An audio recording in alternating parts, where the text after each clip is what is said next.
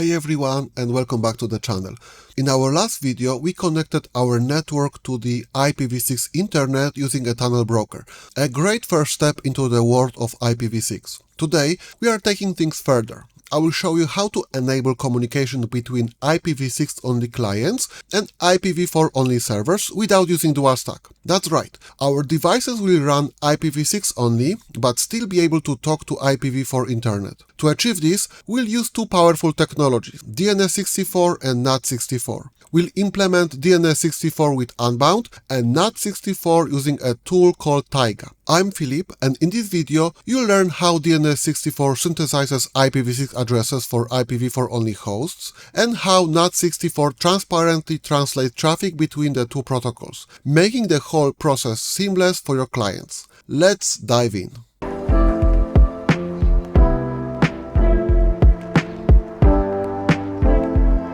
Let's pick up where we left in our previous video. We have an IPv6-Only network. It works great if we want to access IPv6 hosts. However, if we try accessing IPv4 hosts, we get a network is unreachable error. That's to be expected, as our node is not configured for IPv4. It only talks IPv6. There are a few ways to address this issue. The most obvious one is to run a dual stack network. Let me show you a dual stack device. Basically, it is assigned both an IPv4 address and IPv6 address. The network interfaces on the device can handle both IPv4 and IPv6 packets concurrently. When a dual stack device tries to connect to another device or a website, it typically queries the DNS, and if DNS responds with an IPv4 address, the device uses IPv4 to communicate. If, however, the DNS responds with an IPv6 address, the device uses IPv6. If the DNS returns both IPv4 and IPv6 records, then often the client attempts to establish connection using both IPv4 and IPv6 simultaneously and uses the one that connects fastest, providing a better user experience. This mechanism is called happy eyeballs and is most commonly implemented in web browsers. So, how can an IPv6 only device communicate with a host that only supports IPv4? That's where things get interesting and where technologies like DNS64 and NAT64 come into play. Before we dive into configuring them, let's first understand how these technologies work and how they allow IPv6 only clients to reach the IPv4 internet without needing a full dual stack setup. Let's use ovh.com as an example. It's a host that's reachable only via IPv4. I will ask the DNS resolver for an A record, which provides an IPv4 address of the domain. We got an IPv4 address back. Now let's query for an AAAA record, which is the IPv6 address. As expected, the ovh.com domain has no AAAA record in the DNS. That makes sense. It doesn't have IPv6 connectivity. In other words, this host can be accessed only via IPv4. But is there anything we can do about it? Our client is IPv6 only. The plan is to use a special DNS resolver called DNS64. DNS64 is capable of synthesizing a fake AAAA records by embedding an IPv4 address in a predefined IPv6 prefix. It might sound complex, but in fact it's very easy. We have a well-known predefined prefix 64FF9B/96. It's dedicated to DNS64. Let's say we'd like to embed the IP of ovh.com, that is 198.27.92.1 address. First, we need to convert the IPv4 address to hexadecimal. That will be C6-1B-5C01, and then we just append the IP in hex to the prefix. The prefix is 64:FF9B, and then our IPv4 address in hex is C61B:5C01. That's how easy it is to create a synthetic IPv6 address with DNS64. Okay, but what's the point of such an address? Please bear with me. When an IPv6-only host queries a DNS64 resolver for a domain that has native IPv6 support, it simply receives an IPv6 address, just like it would from a regular resolver. However, when an IPv6-only host queries a DNS64 resolver for a domain that is reachable only over IPv4, it doesn't receive an empty response. Instead, the resolver returns a synthesized IPv6 address. This synthesized AAAA record is generated by embedding the original IPv4 address into a specially crafted IPv6 address format. In other words, the individual IPv4 addresses are embedded into the IPv6 address space by prepending a well-known prefix. This means that if a host lacks a native IPv6 address, it can still be represented by combining the DNS64 prefix with its IPv4 address, creating what's known as a synthetic IPv6 address. Sounds great, but what can we actually do with it? It's not a real IPv6 address assigned to a destination host. If we try to access such an address from a native IPv6 host, we'll get a destination unreachable error, as DNS64 prefix is not globally routable on the public internet. Here's where another mechanism comes into play. NAT64. It translates IPv6 packets to IPv4 and vice versa. Basically, in our network, we deploy a NAT64 gateway. This gateway is capable of communicating over both IPv6 and IPv4. NAT64 gateway has a route to 64FF9B/96 prefix, which points to a special NAT64 interface. Let me start traffic capture on two interfaces of the router, the public IPv4 interface and the NAT64 interface. Now let's go to a client device and send a packet to an IPv4-only host. If we examine the packet capture, we see that the source is the client's IPv6 address and the destination is synthesized IPv6 address, one created by the DNS64 service. The NAT64 gateway extracts the embedded IPv4 address from the synthesized destination and translates the packet into a native IPv4 packet. This IPv4 packet is then sent to the actual IPv4 host. We can observe that the packet is sent out via the public interface. When the IPv4 host replies, the NAT64 gateway receives the response, translates it back into IPv6, and forwards it to the client. The mechanism is straightforward and stateless. The translation is deterministic, based on a well-defined algorithm that maps IPv4 addresses into IPv6 and back. You may be wondering, what is this 192.168.255 address? Our NAT64 gateway uses a pool of IPv4 addresses reserved specifically for translation purposes. Each unique IPv6 host that sends traffic through the gateway is dynamically assigned an IPv4 address from this pool. This pool is used for NAT64 state tracking and translation. Importantly, these addresses are only valid within the context of the NAT64 gateway. Finally, once traffic exits the gateway, it is NATed to the public IPv4 address of the router's ETH0 interface. In short, DNS64 synthesizes IPv6 addresses from IPv4-only DNS records, allowing IPv6-only clients to believe they are communicating with a native IPv6 hosts. These synthesized addresses are then handled by NAT64 gateway, which translates the traffic between IPv6 and IPv4 networks. The entire process is transparent to the client. No need for dual stack or IPv4 configuration. All the client sees is IPv6, while the NAT64 gateway handles the actual communication with the IPv4 world. With that understanding in place, let's move on to how we can set up DNS64 and NAT64 in our network. I will show you 3 ways to do it. The first option is to use a public NAT64 gateway along with the public DNS64 resolver. One such service is available at NAT64.net. To use it, all you need to do is replace your current DNS servers with those provided on the site. That's it. Let me demonstrate this on the client device. I will try to connect to an IPv4-only host, such as ovh.com. As expected, it doesn't work. We get a network is unreachable error. This happens because the client is IPv6 only and can't reach IPv4 addresses. Now, let's change the DNS configuration to use the resolver provided by the public NAT64 service.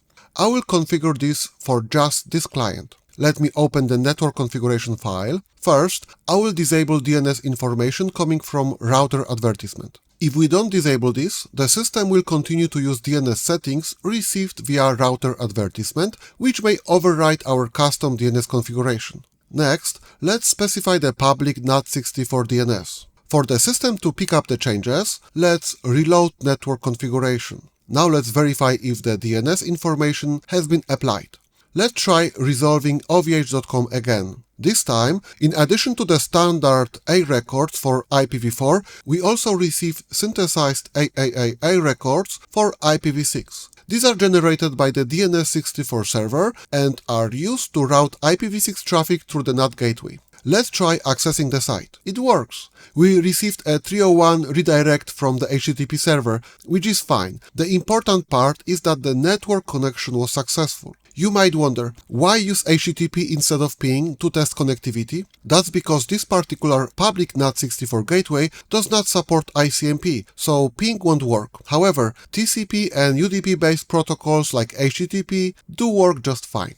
Using a public NAT64 gateway is convenient, but if you want to control your traffic, especially for privacy, security, or performance reasons, it's much better to host your own NAT64 gateway. That's exactly what we'll do here, self-host a NAT64 gateway. However, we'll use an external DNS64 resolver. I will install Tayga, a user space NAT64 implementation. Let's go to our Ubuntu router and run the apt install command. Once installed, let me open its configuration file. First, let's set Tayga's IPv6 address. We can leave it as is, as this address is not exposed to the public internet. It's only used internally by Tayga. Next, let's set the NAT64 prefix. We'll use the well-known 64FF9B/96 prefix. Here's the dynamic IPv4 pool Tayga will use to assign IPv4 addresses to IPv6 clients. Basically, every IPv6 client will get a single address from that pool. Mind that /24 will support up to 256 clients, so if you plan to have more devices, you should use a /23 or /22 mask. Let's now restart our NAT64 service so it picks up the new configuration. With the NAT64 gateway ready, we now need a DNS64 resolver. This time, we'll use Google's public DNS64 service. Google's DNS64 service requires the NAT64 gateway to use the 64FF9B prefix, which is exactly what we've configured. Okay, let me copy the resolver IP. Then, I will open our router advertisement daemon configuration file and replace Cloudflare resolver with Google DNS64 resolver. We want our clients to use DNS64. Let's save the configuration and restart router advertisement daemon. Let's go back to the client machine. I will then remove the custom DNS configuration we've put in earlier. For the host to pick up changes, let me restart systemd networkd. Now the client should use the DNS64 resolver from Google, as advertised in the router advertisement. Let's verify that by resolving an IPv4-only domain such as ovh.com. Apart from regular IPv4 address, we got synthetic IPv6 addresses with well-known 64FF9B prefix. To verify that our NAT64 gateway works, let's try a ping over IPv6. Success! The IPv6-only client is now able to reach IPv4-only services via your self-hosted NAT64 gateway and Google's external DNS64.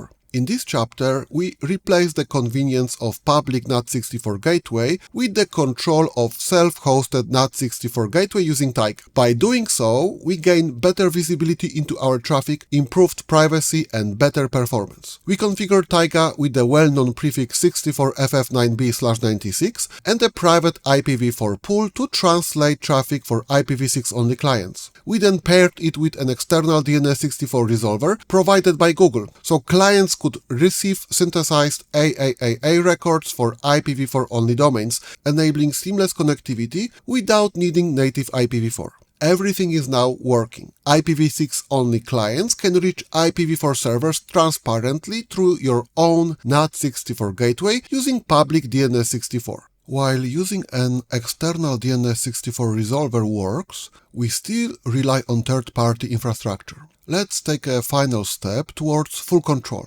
let's deploy our own DNS64 server to synthesize AAA records locally. For that purpose, we'll use Unbound, a popular recursive and caching DNS resolver that can act as a DNS64 server. First, I will install it on our Ubuntu server. I have Unbound config already prepared.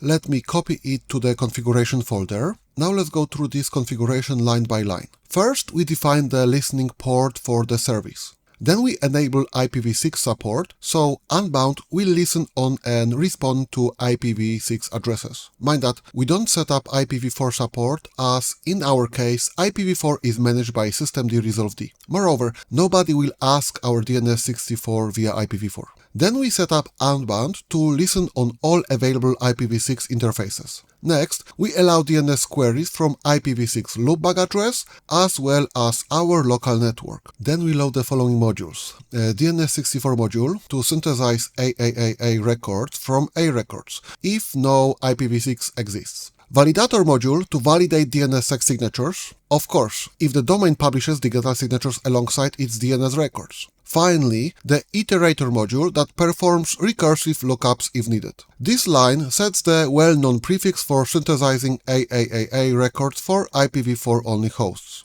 Mind that it must match the prefix we set on the NAT64 gateway. Then we have few basic performance and caching options. With prefetch set to true, Unbound will refresh frequently used DNS entries before they expire. By default, Unbound acts as a fully recursive resolver. It starts at the root DNS server, then queries top domain level servers, and then authoritative servers for each domain. What we'll do instead is configure forwarding of queries to an upstream server, in our case Cloudflare DNS. Okay, let's restart Unbound to load this configuration. Next, let's copy the IPv6 address of the ETH1 interface that's pointing towards the client network. That's the address our clients will contact to resolve DNS queries. Then I'll go to router advertisement daemon configuration file and set our Unbound server as the DNS. Let's now restart router advertisement daemon to load the changes. From now on, Unbound will be advertised as the DNS server for the network.